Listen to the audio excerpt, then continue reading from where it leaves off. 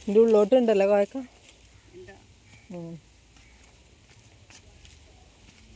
പരിക്കാല കോയക്ക.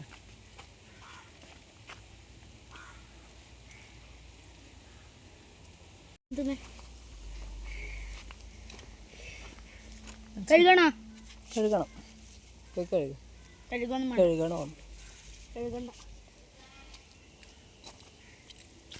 ഉള്ളിലേക്ക് നൂറ് നോക്കിയെന്നിട്ടാ. ഇതിനെ കാണൂലാണ് വേഗമൊന്നും. ഇടയ്ക്കടെയും ഉണ്ടാവല്ലേ.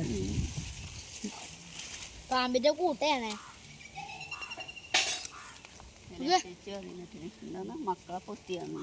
മക്കളെ കൊത്തിയാ അങ്ങനെ പറഞ്ഞാല് അതെയോ? ഓരോരോ പഴഞ്ചൊല്ലല്ലോ അച്ചു.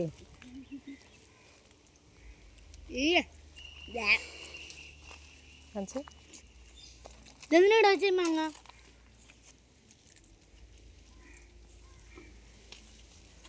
കിട്ടിയാ? നല്ല വലിപ്പുള്ള കുഴക്കാണ്.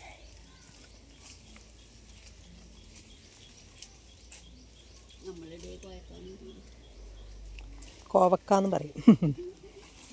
ഇതാ തൂങ്ങി കിട്ടും. ഞാൻ കണ്ടുപിടിച്ചു.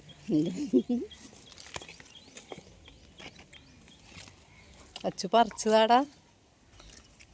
ഓൻ തിന്ന് കാണിക്കുന്നിട്ടാ കള്ള. ഇത് ഒന്നെന്നെ മുറിക്കുമ്പോഴത്തേക്ക് ഒരുപാടുണ്ടാവും അല്ലേ? നല്ല വലിപ്പം ഉണ്ടായതുകൊണ്ട് എടുത്തു. ആ അച്ചു കണ്ടുപിടിച്ചു. പാത്രം എടുത്തിട്ടാ? ഇതെന്ത് മാങ്ങിയാന്ന്?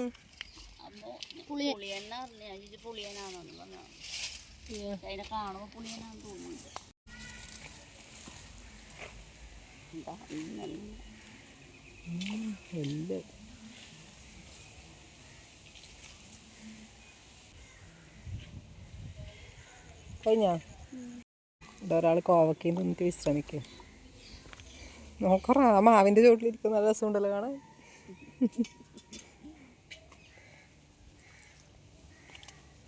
കഴിഞ്ഞാ? തത്തക്ക് നീ കൂട്ടുന്നോ? തത്ത ആളെ കാണാണ്ടിരിക്കുമ്പോ ഭയങ്കര കരച്ചില്.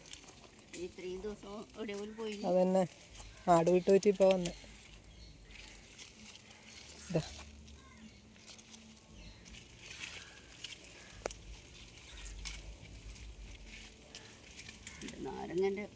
നല്ല ഇതിൻ്റെ ഇടയ്ക്ക് ഒരു നാരങ്ങയുണ്ട് ഗൈസ്.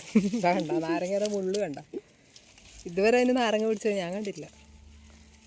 എങ്ങനെ പിടിക്കാനതാ? കോവക്കവള്ളി അതിന് പടർന്ന് പിടിച്ചിരിക്കും.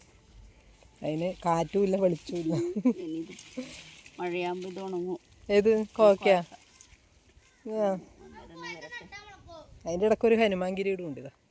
ഇത് ഓണത്തിനും വിഷുവിനും എല്ലാം ഇതേപോലെ പൂ വിരിഞ്ഞിട്ട് കിടക്കും.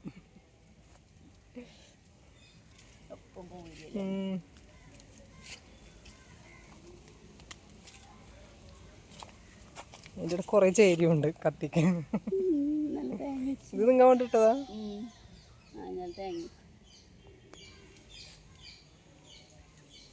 അച്ഛൻ തത്ത നിന്നെ കാണാനായിട്ട് കരയുന്നടാ. നിന്നെ കാണാനായിട്ട് തത്ത കാര്യം. നിങ്ങൾക്ക് വേണ്ടേ?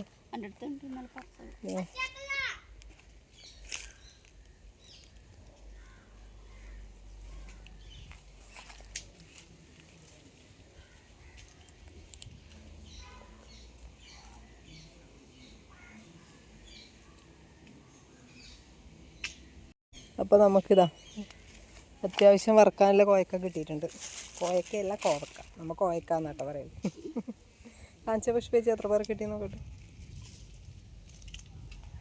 ഇതാ ഇത്രയും കിട്ടിയിട്ടുണ്ട്. നല്ല വലിപ്പമില്ല കോവക്കയാണ്. ഒന്നിട നിലത്ത് വീണം. നല്ല വലിപ്പമുണ്ട് കേട്ടോ. ഇതാ ഇത് നട്ടതാ?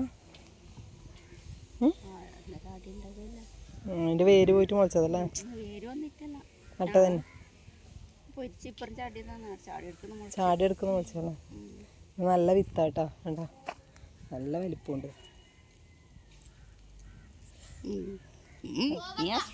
അപ്പോൾ നമ്മൾ കോവക്ക വറക്കാം കേട്ടോ. അപ്പോൾ ഓക്കെ.